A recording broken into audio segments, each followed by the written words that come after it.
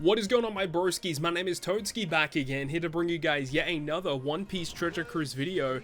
And with the version 15 update, we got some very surprise level limit breaks. Most of them being free-to-play characters, of course. However, we actually got level limit breaks for this Super Sugo Fest exclusive, which I don't think too many people were really anticipating was going to happen. This is a really cool thing though, especially because they're introducing this tag mechanic, character tags. Having characters get upgrades so that they can actually abuse this new functionality, I think is definitely a really good thing. Unfortunately, only one, like I would say, kind of usable. I guess Sai Luffy is kind of usable in ways, but only one premium character has only received this upgrade thus far. It's pretty safe to assume that a lot of characters moving forward will also have this. We'll have to wait and see what the end of month batch is going to be, whether that's actually going to start using this new character tag mechanic, or if they're going to conserve it for when the 11th anniversary drops on May 11th. We'll have to wait and see. That is remaining to be seen what they could do in regards to that. But I wanted to go ahead and make a dedicated video for Kid, because I think this is a really neat upgrade, and I would love to see how other characters are going to be abusing this functionality moving forward. So without further ado, let's actually discuss what's actually going on here.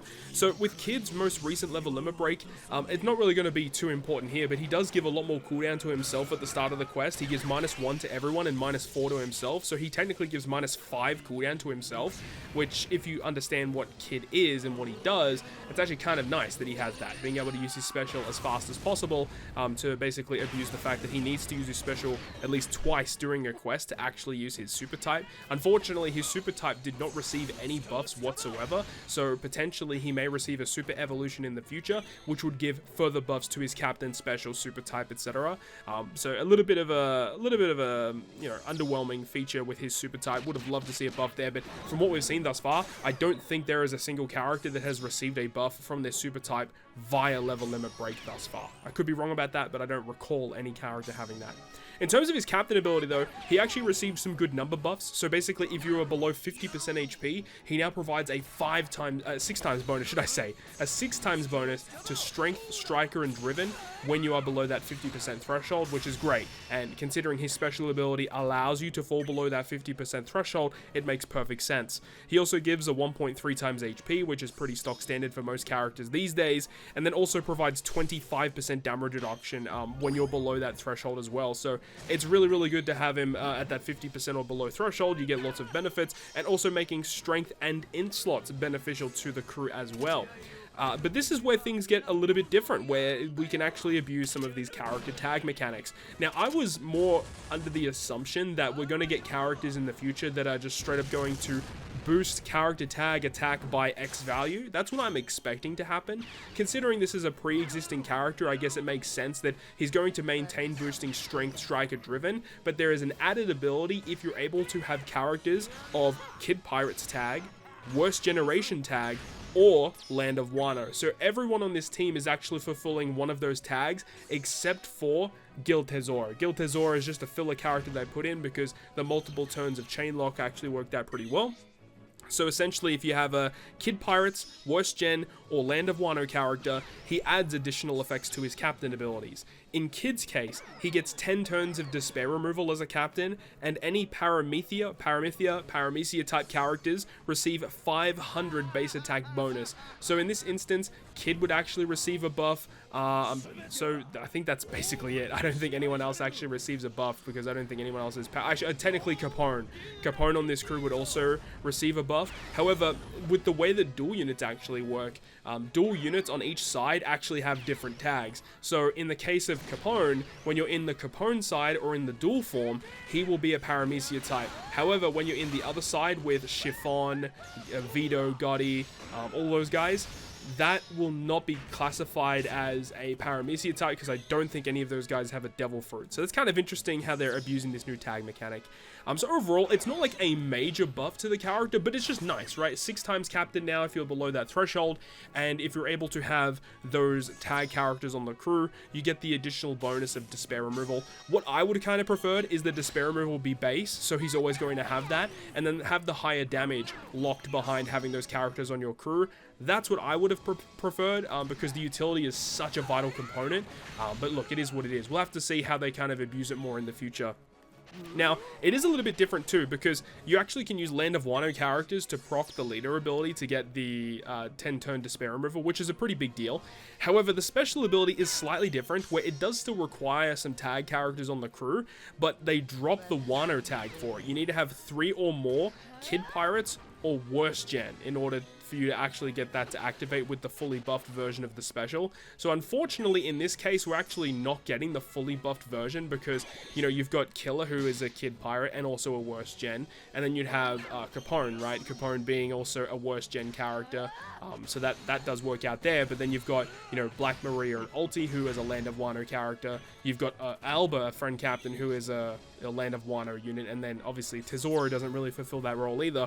But basically, if you can fulfill the role of having 3 Kid Pirates or worse gens, Kid's special ability will actually receive a buff where any activation or any buff you receive from Kid's special, it will actually be increased by 0.5.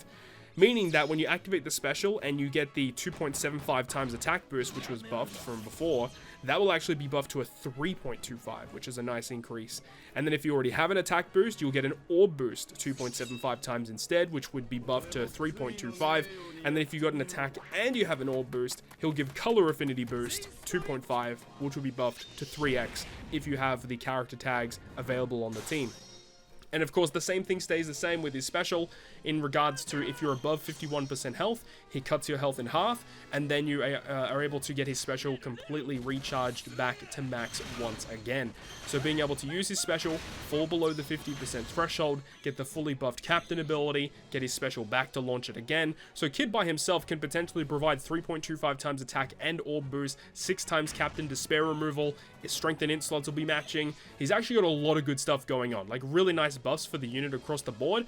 But what I will say is that the special ability didn't receive that much of a buff. Obviously, bigger numbers are always better, doing more damage is always a positive, but I really would have loved to have seen some kind of utility piece in his special. Unfortunately, he doesn't have that, and as we mentioned earlier, he didn't receive a buff from his super type either, which he also could potentially get via a super evolution. So overall, I think this is a really neat change. I hope that they give us more stuff like this in the future. I'm just really excited to see how this is going to be used in the future with new releasing characters, and especially with the new super tandem boost and even other super tandems in the future. It just allows them to create some very interesting team compositions. So I'm super pumped to see what they have in store for us in regards to not only 11th anniversary but beyond, with the character tag functionality in mind. Anyways, I'm going to leave you with the rest of this clip as we take on Doflamingo number 2. Really hope you guys enjoyed this video today. Let me know your thoughts and opinions about Eustace Kid down below in the comment section. Hope you enjoyed it. If you did, make sure to go ahead and leave a like, and if you want to stay up to date with all the content I post, including more One Piece Treasure Cruise content, make sure to hit the subscribe button down below. Other than that, guys, I'll see you guys within the next video.